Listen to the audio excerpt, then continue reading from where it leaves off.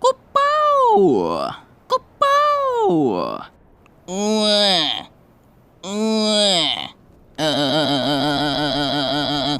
Não gostaria de mais uma xícara, professor Girafales?